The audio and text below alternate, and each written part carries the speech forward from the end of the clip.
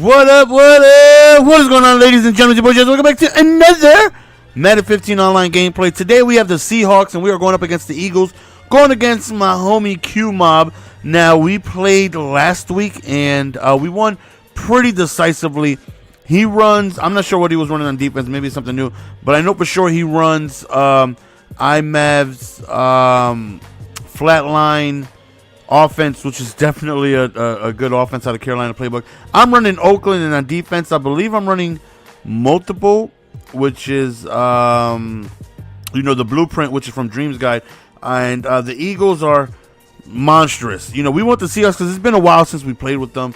Definitely got to switch up the teams and give you guys every team every now and then. It just so happens we got to use these bums, and I want to call them bums because they're so good, man. They're so good. As a 49er fan, it pains me to see that Seahawks are so good, not just in the video game, but in real life.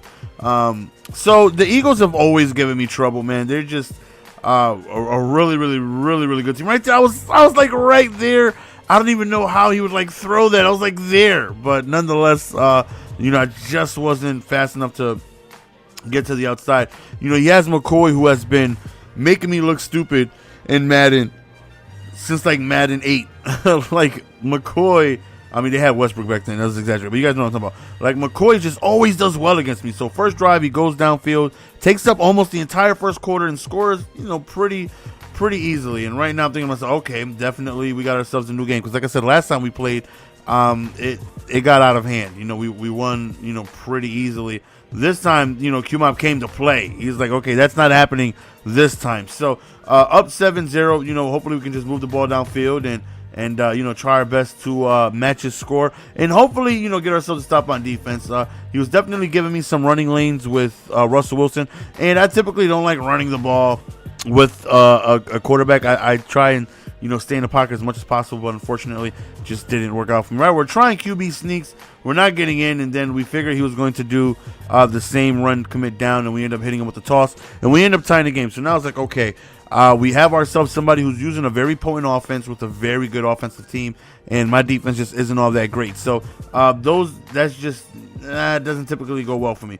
Right there, drop pass, second down, and then he ran the ball. I was pretty much expecting a run because he was hitting me with runs on second down. Right here, really quick drag route, and we end up stopping that. So he goes for it on fourth down, and he ran the ball on 4th and 3 with a counter, and I was not expecting that. Definitely good play call by him. I was not expecting a run. So that right there is definitely a very, very, very good run play by him. Right there, it's like, Sherman was there, but I guess he was just a tad bit late, and he ends up celebrating on us as he ends up going in for the score, going up 14-7. So now it's like, okay, we get ball at halftime, so let's try and play smart. One thing I do pretty well is time management. Other than that, everything I do at best is decent, but time management, I definitely think of myself as I do that pretty well. So it's like, okay, let's try and make this last possession, we get ball at halftime, even if it's a field goal, back-to-back possessions, back-to-back scores will give us the lead. So unless it's back-to-back field goals, but even that's okay, because that puts us only down 1. So right here, man, just try and move the ball periodically. Like I said, we've played before, so he's got a good gist of my offense. He knows my routes that I like to go to. So he's definitely doing a good job of trying to lock those things up. Right there, we go downfield, puts us in field goal range, but of course we want that touchdown. So right here, we back up, throw a beautiful pass to Marshawn, puts us within the 10-yard line. Unfortunately, we only have one timeout left, and I stumbled as soon as I caught the handoff, and that right there was unfortunate. Right there, we get stopped at the 2, and I only got one timeout left. It's like, let's play it safe. Let's not take any chances. Let's kick our field goal, receive ball at halftime, and let's see if we can score here and take the lead and put the pressure back on his offense. So, some people, I say this every now and then, some people would dominate me throughout the game, and then it'll be a situation like that where I could double dip, right? Look at Percy Harvin, though. Thankfully, he fumbles out of bounds right here, though.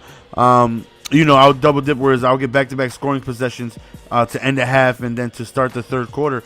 And, I'll gain the lead, and then their mindset is just different. They start making mistakes. So I'm definitely hoping that's the case here.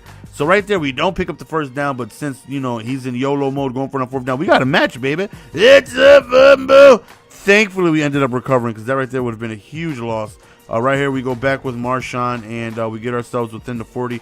And hopefully we can go ahead and score a quick screenplay, see what we can do with Marshawn, and we get ourselves a very, very good gain. And right now, we could sniff the end zone from here. Hopefully we're able to capitalize on that really quick throw to Marshawn Lynch. And we're doing pretty well moving the ball.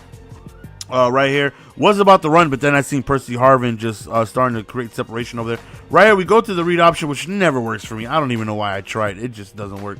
Right here he was offsides, but look at Marshawn. Look at Marshawn though. Right there, of course, we end up accepting the penalty. We go back to Marshawn, and we get on the 1 yard line, 3rd and go, where we do sneak it in right there to give us the first lead of the game. 10 seconds remaining, so now it's like he has the opportunity to do good time management, see what he does, and he could potentially make this last possession of the game.